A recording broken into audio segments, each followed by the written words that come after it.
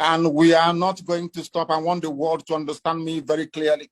We are not going to stop. It doesn't matter what it takes. It doesn't matter how many lives they extinguish. It doesn't matter the genocidal tendencies they bring with them into our land. We are not going to stop. Everybody listening, everybody watching, everybody remotely interested in justice and peace must understand this. Our destination is freedom, and that very place we're heading to is Biafra. And nobody, no soul on this earth can stop us. Instead of Biafra not to come, we all perish. I want our adversaries, our enemies to understand this very, very clearly. We are not going to retreat, not one iota, not 1 inch, because Biafra must come. Because the hatred have continued to this very day. As I'm speaking and addressing all of you right now, they are still arresting, extrajudicially murdering people in our land, people who are alien to our culture, our way of life, our tradition. They are in our land directing their people to slaughter, to kill without mercy. Unfortunately, those we regard as political leaders have connived with these people to ensure the decimation of their own population. That is the type of nonsense we can no longer condone. As you all know, there is no significant Fulani presence in our land because our fathers taught us how to fight. And we are doing so today without apologies to any idiot. We're not going to apologize because we have been apologizing for nearly 50 years. And we have not gotten anywhere in terms of our collective advancement and development in the damnable zoological republic called Nigeria.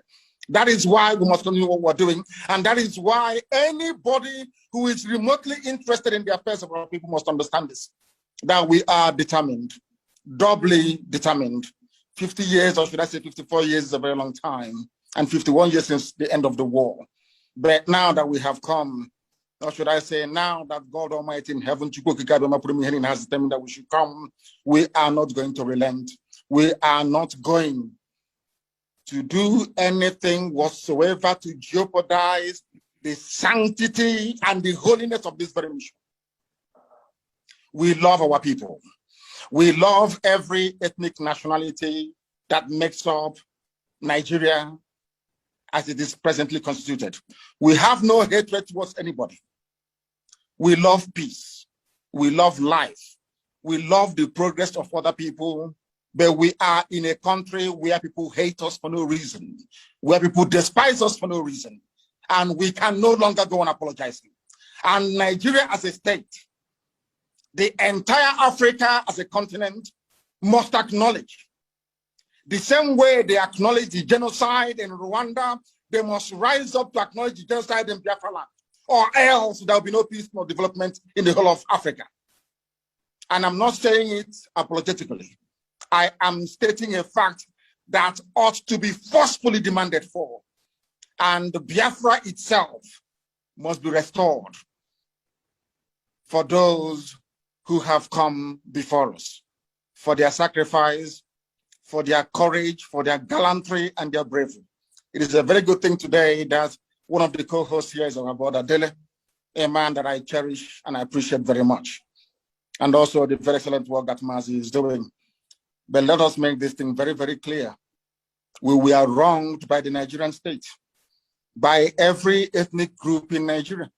I know that my good friend and brother, Obadiah Mailafia, rang me and apologized a while ago for the role that they played in the massacre of Biafran people, the role that they played in aiding and abating a very unlawful invasion of Biafra land, because all Ojukwu asked for was restructuring. The same thing we're arguing for today.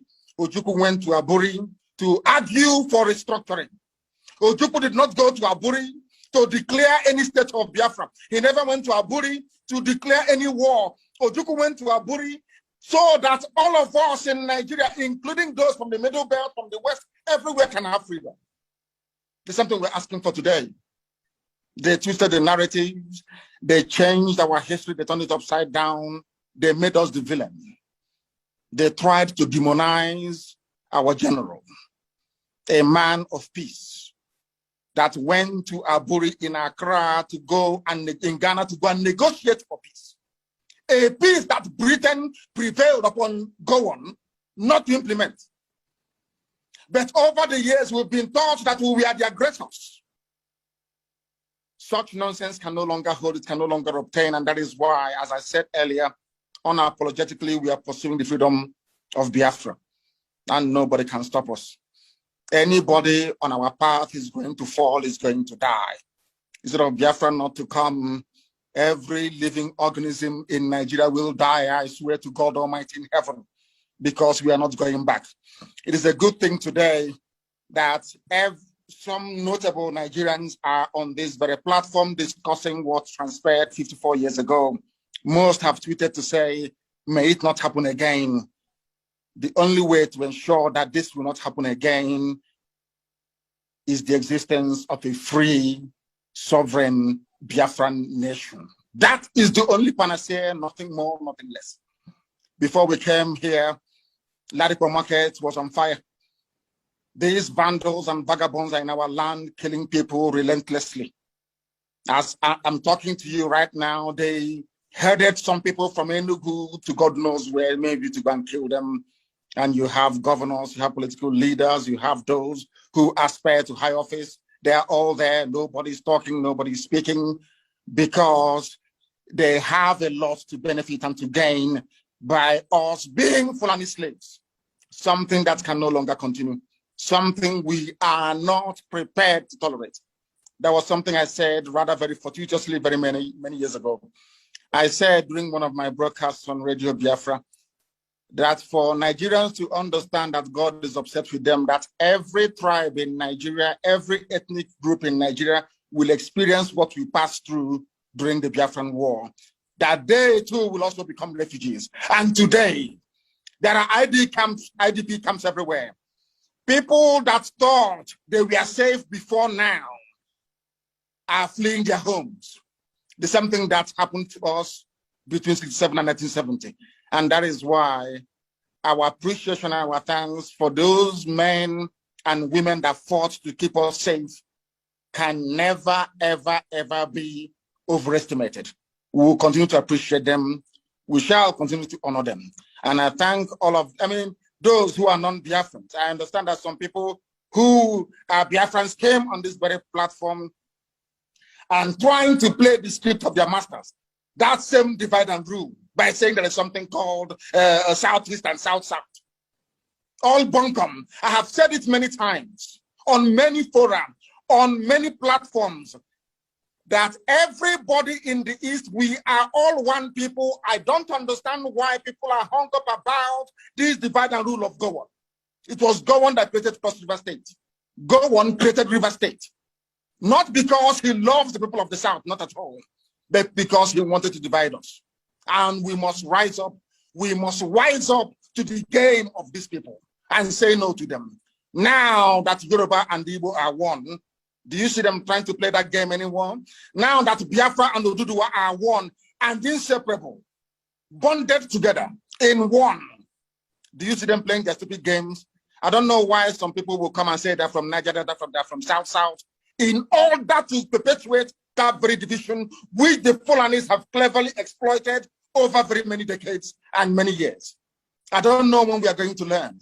And the sooner we learn, the better for us. I thank all of you once again. And this very effort to recognize the genocide against Biafrans continues until United Nations and the whole world rise up to this very challenge and acknowledge that a great deal of injustice was done to Biafrans.